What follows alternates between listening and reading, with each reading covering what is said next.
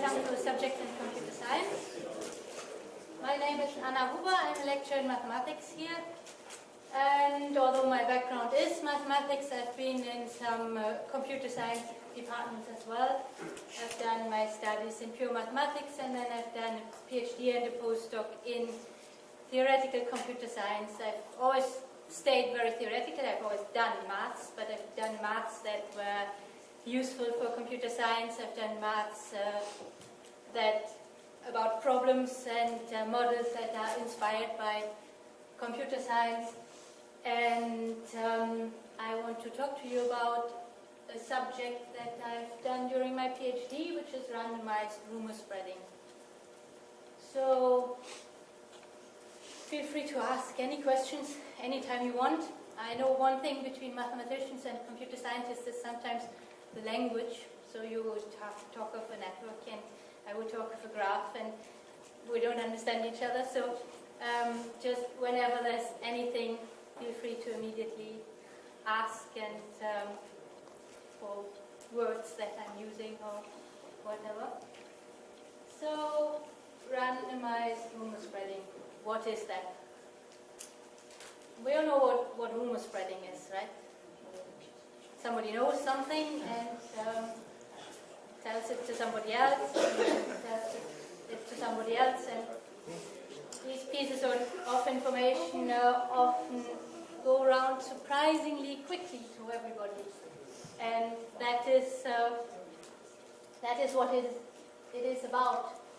So rumor spreading works with a group of people, like with a crowd, and somebody knows something.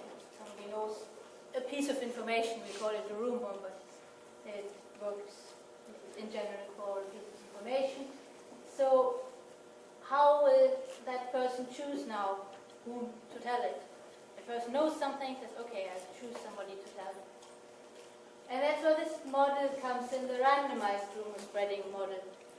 We just say, well, let's assume the person who has the information chooses somebody else completely at random with equal probabilities.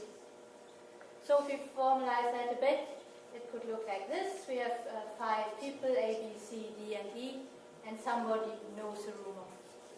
So this person then, in the first round, the first iteration, chooses somebody else at random. Here there are 4 other people, so it chooses with probability of 1/4, chooses this person and informs him. Now 2 people are informed, so in the next round both of them choose somebody else at random, which might be the same person because it's independent at random, and inform that person. Again, now these 3 people choose somebody at random, which might be the same as before because it's a new independent random decision. And then at the end, possibly, hopefully, everybody gets informed. Any questions to that model? So one thing we have to think about is the underlying structure. Because what I said now is a person chooses somebody completely at random, somebody of all the other people. But then we usually have networks, so a person knows certain people. There might be other people, but that's the ones she knows. And some of those know each other, these know each other, these know each other, but those 2 don't know each other. So we have to think about this structure and say, well, we should assume that only people who know each other can inform each other. So in general we have something like this. Could be called a network of people. So what's a network for you? I mean, network is something you've obviously come across a lot in computer science. What is it for you? Connecting stuff together. Connecting stuff together.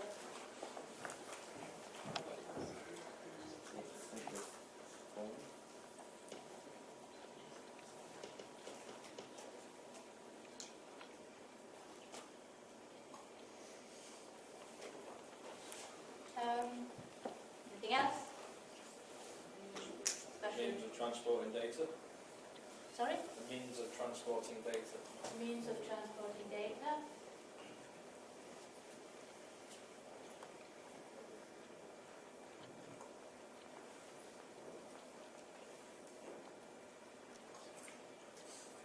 One directional, two directional, Depends on the network. anything possible, yeah. What's a graph? Same, yeah. For me it's the same.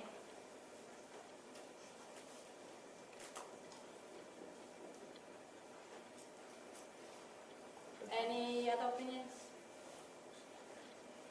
A graph is the display of information in a pictorial sense.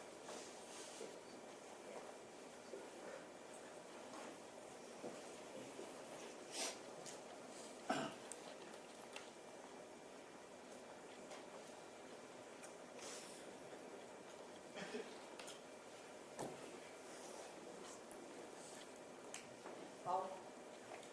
Okay. What's a graph for a video? I think he taught you last week.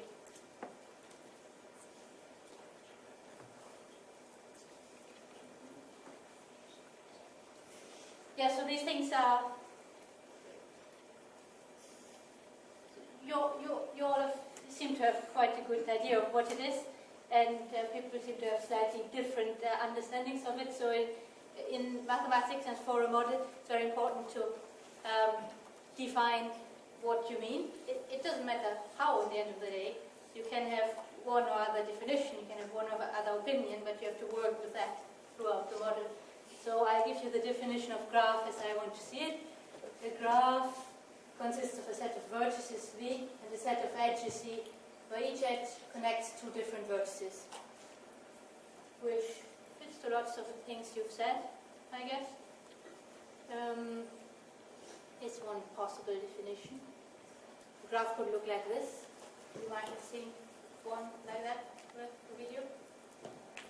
Does this fit with the video's definition? Yeah. Sort of, Sure. yeah. With nodes. What about this kind of thing?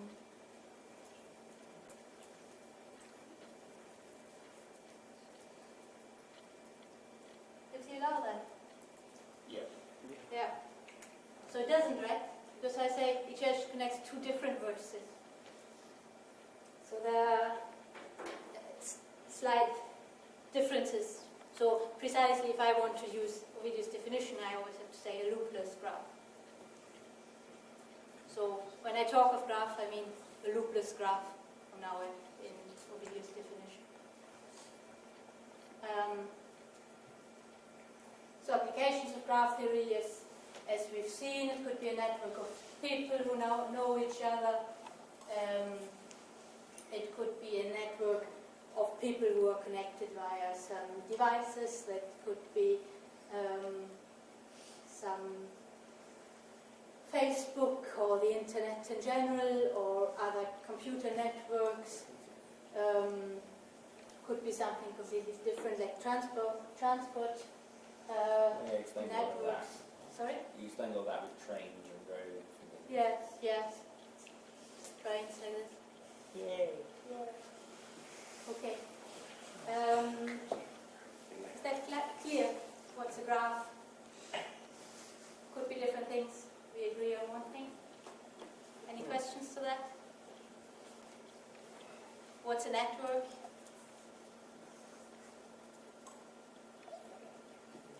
Same thing for me. What's a network for a video?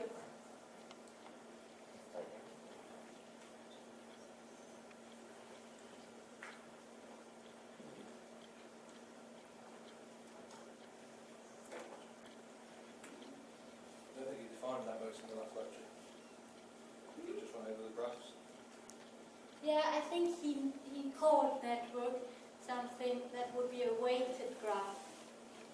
That a graph that has weights on the edges would be a network. So we have some graph and then we have some weights, some numbers. I think that's what he calls annotations, I network. remember that. Sorry? Yeah, I remember he Yeah. put annotations on it and So, use them to represent things like distance or Yeah. for me, really, it's interchangeable. Network is often used in a more applied sense. Graphs is more in the mathematical area. We talk of graphs, and then if you talk of computers, you talk of networks. And that is represented in the weights, because every real network has some kind of measure of these edges, right? Distances or costs in computer networks, or phone costs, or anything, something. There are usually some weights associated with edges in reality. But yeah, what I will be talking about is just graphs, so I will have no weights or same weights, or weights 1 for just having simple modules. Okay, so back to randomized rumor spreading. So here I haven't talked about the underlying graph, but if you remember what I said about how it works, what was the graph? The underlying graph here. You can't see that from the picture anymore, but when I said vertex, yeah, I'm saying vertex, person. The vertices are the points, the nodes of the graph. Yeah. So vertex A in the beginning chooses anybody at random out of these 4. So what's the graph? And that for all the other vertices. So everybody knows everybody. What's that? Did you get the name of a video for that kind of graph? Connected, certainly. Connected just means that everybody can get to everybody somehow. That there is a... But some of them need proxies. So complete graph? Heard of that? The complete graph means all edges that could possibly be there are there. All vertices are connected with all vertices directly. Yeah? So this was our picture, was randomized rumor spreading on a complete graph of 5 vertices. Yeah? Any questions?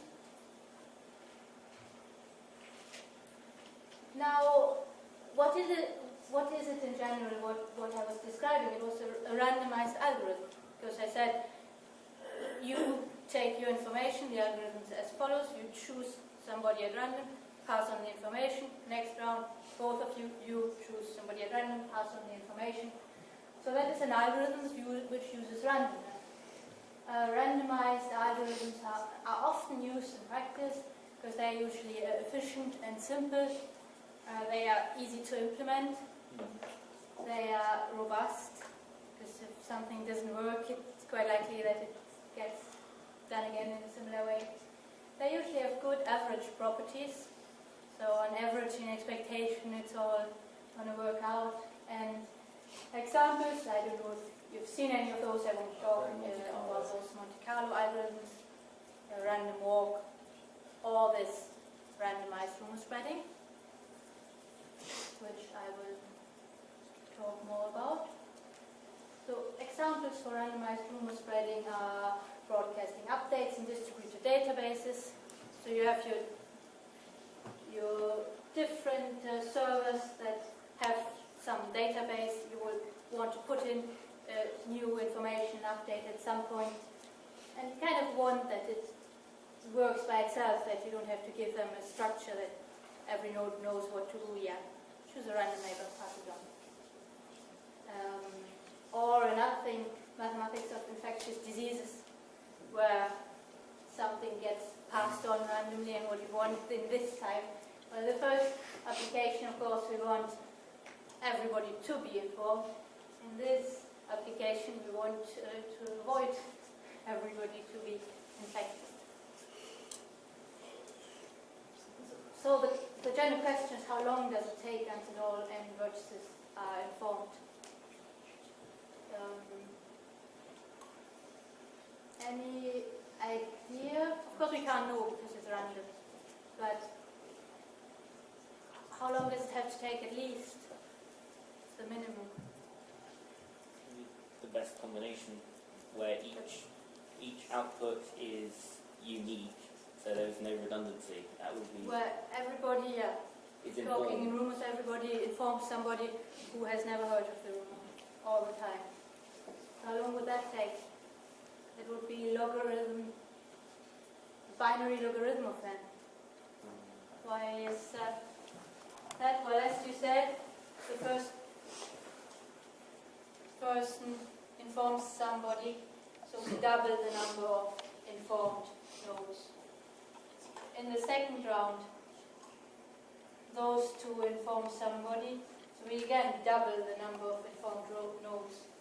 And that happens every round. So every round we double the number of nodes. So the runtime would be the logarithm, binary logarithm, yeah? How long does it take at most?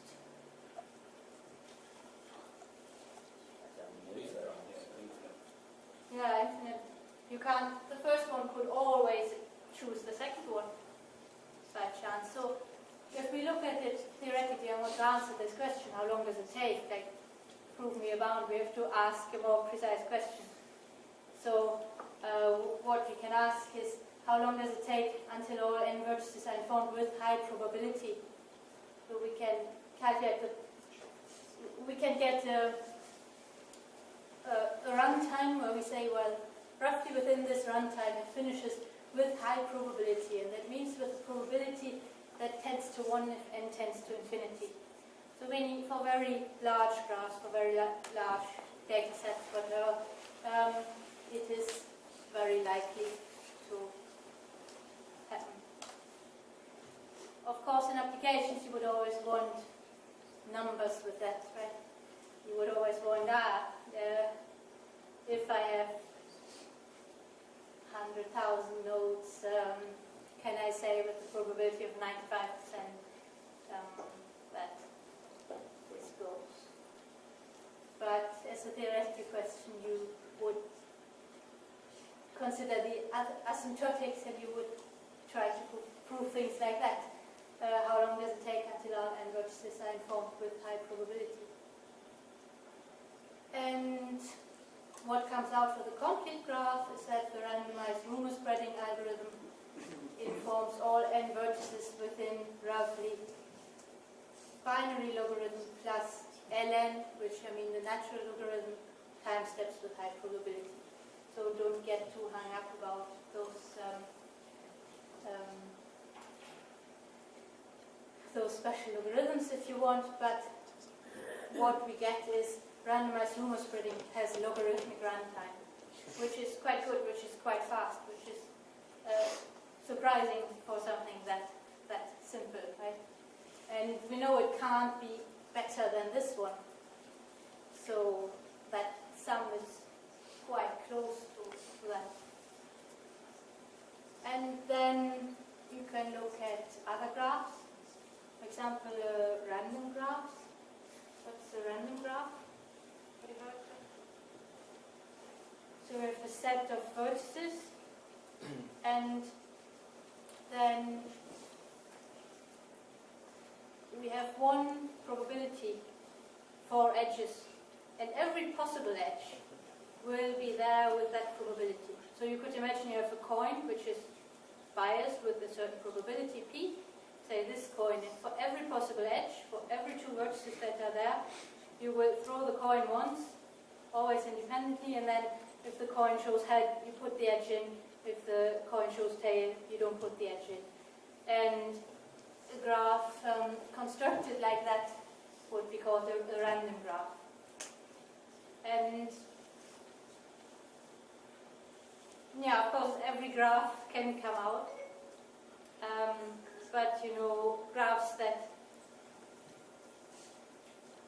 again, you will have a probabilistic answer. You will have, with high probability, the graph that comes out will have good properties, and good properties are in this scenario And we have again the same runtime as in the complete graph. So randomized rumor spreading on the random graph informs all n vertices within, again, the same number of time steps with high probability. So we have logarithmic runtime again. I'm cheating you a little bit here. I'm not telling you what my probability can be. Obviously, if my coin is very biased and the probability of an edge existing would be 0, then nobody is connected. Nobody can get informed, and this obviously doesn't work. So we will have more precise bounds and saying what the probability can be, and then it works. But these bounds are very low. It basically means as soon as we can be sure to get a connected graph, as soon as P is big enough, large enough that we can be sure that the graph is connected, we have this logarithmic runtime. Any questions to that? Would the time change much if you changed it and said that no one can inform the person that informed them?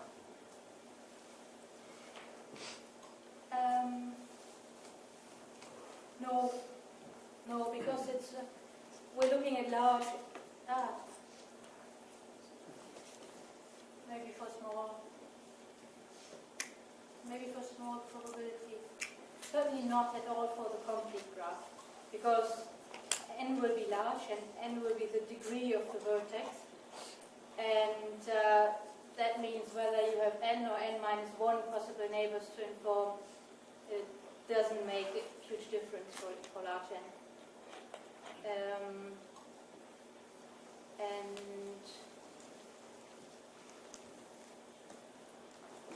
well, I wouldn't think for the smallest here, I would think that's the same effect, that the 1 is just negligible when you consider a larger n. So the 1, let's say, is true.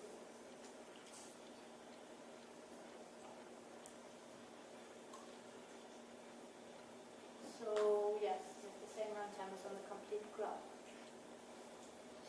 Another question, why do we look at random graphs? Why do we look at this weird model? Well, saying it's a good model for real networks, maybe. And this edge probability I was talking about, P, is a measure for the density of the graph. So it's a good way to get the graph, to have a first look. The complete graph is very dense as it can be. And it's also the simplest graph. So looking at the model on the complete graph is kind of quite boring if you look at applications, right? But it's already difficult enough from a theoretical point of view. So if you say, then go to the next step and you want to look at graphs that are less dense, say, well, what happens if we have graphs that are less dense? Then the random graph is a very good measure to just get the density down and say, well, we have something very irregular, something connected, if the P is large enough, but can still be very small, which we can kind of deal with quite easily because it has nice properties, it's regular, it's connected. But we can look what happens if the density gets less. And in this case, we see that we still get the same runtimes with less density, which could be surprising. You could think, well, why doesn't it take longer if we have a much sparser graph? But you have these two effects. You have the effect that somebody has less neighbors, which you think he might be less likely to be informed. But on the other hand, every edge is chosen with a much higher probability because everybody who spreads the rumor also has less neighbors, so every single edge is more likely.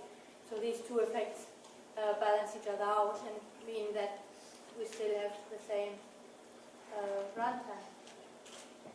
And because the random graphs have so many nice properties, there's some effort in designing networks with properties that are similar to that.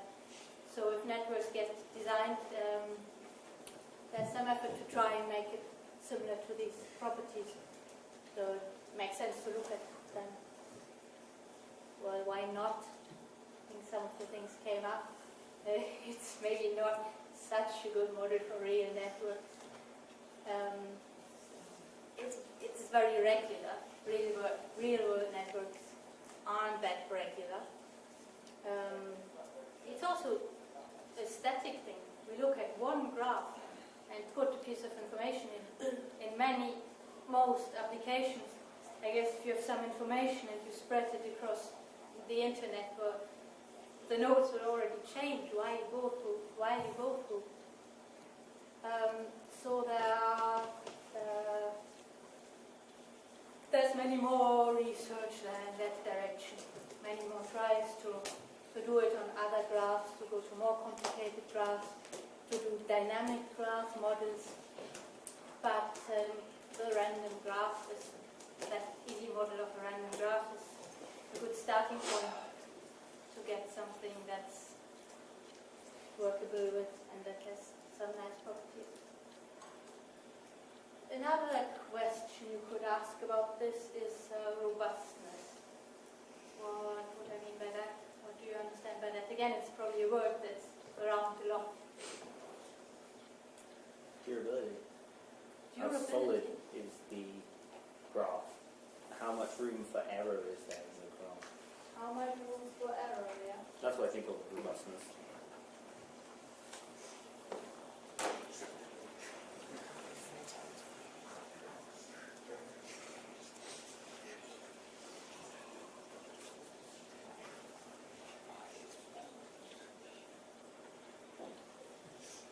Anything else?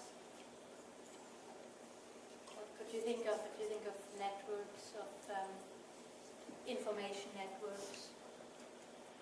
What could happen? How easy is it to expand the network? Maybe? How easy is it to expand? That's not what I mean. Could be.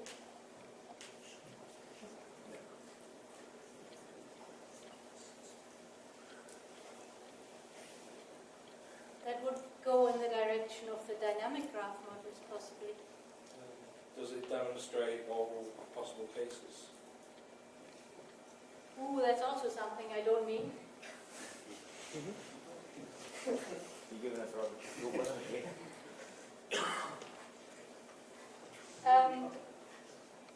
Yeah, what about the links in the communication channels in some real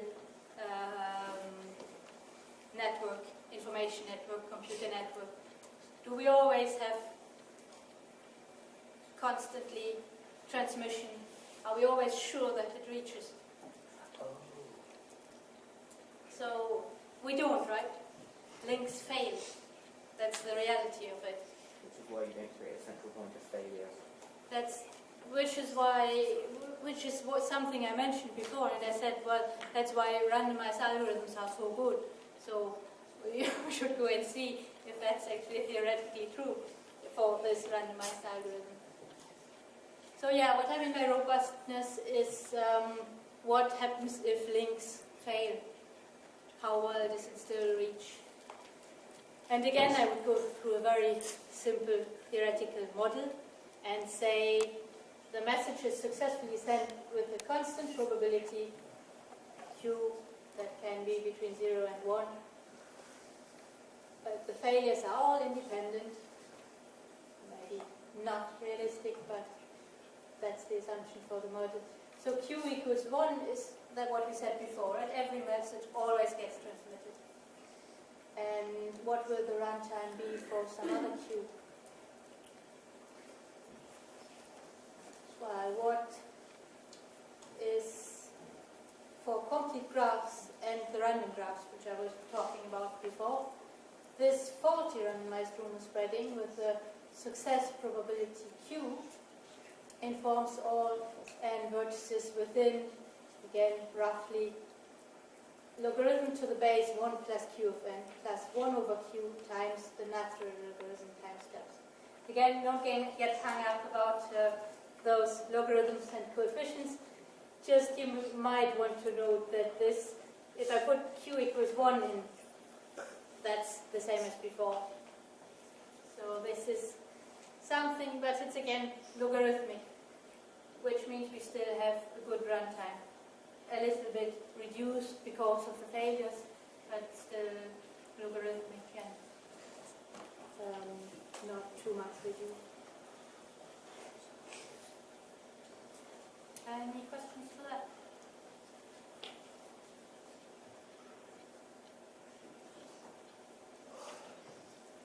So just some things to mention. Some of them I mentioned before. I didn't mention this one. So other things that are being done on that model is what I was talking about was the push model in a sense, because I say, well, only the person who has the information does the active effort to call somebody else and tell the information.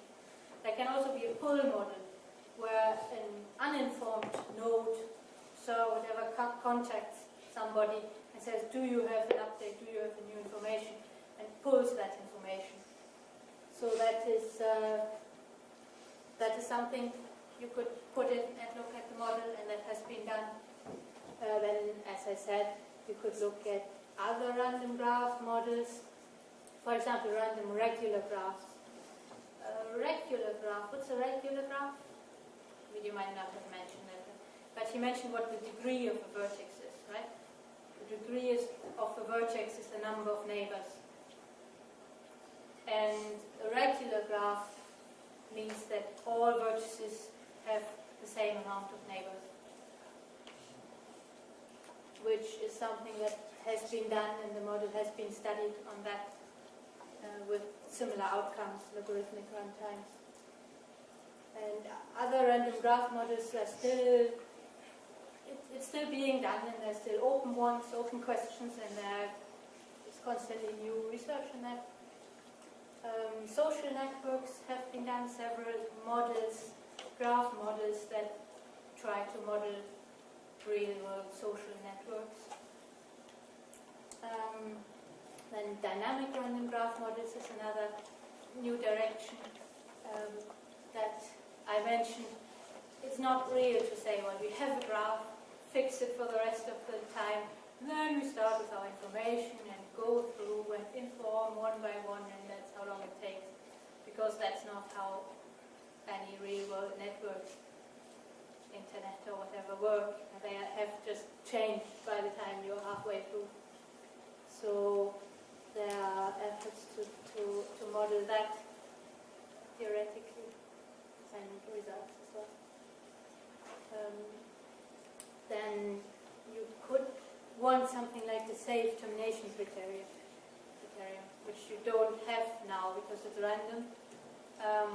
It could take forever, as we were saying before, which is sometimes not so good if you want to implement it, but something that could take forever.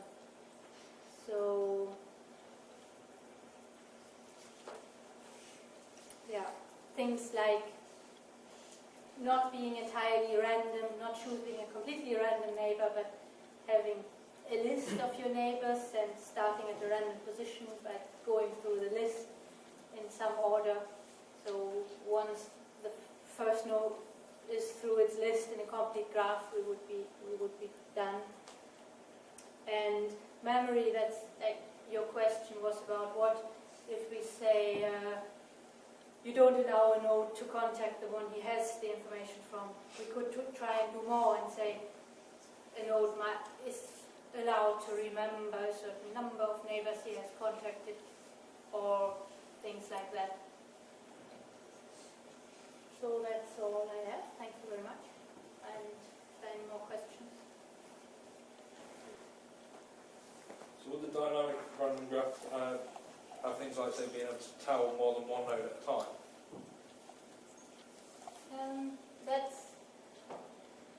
That's a different thing, I would say.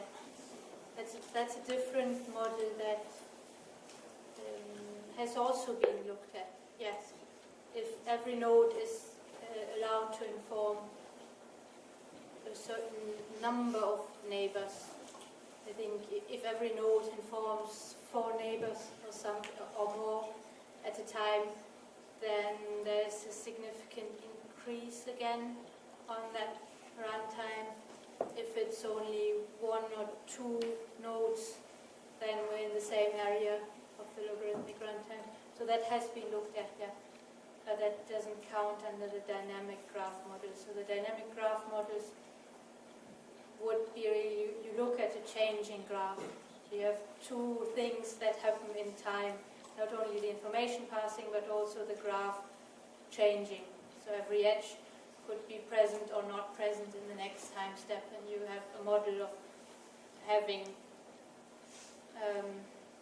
two probability things going on. One in the graph, saying, well, in the next step, this edge might have a different probability of being there, and the information spreading there. So each time step, you have to look at a new graph. And yeah, that's modeled by looking at one graph and the next graph and making this sequence of graphs somehow understandable, somehow a bit regular, a bit logical, that only certain things happen from one step to the next, so that you can work with it.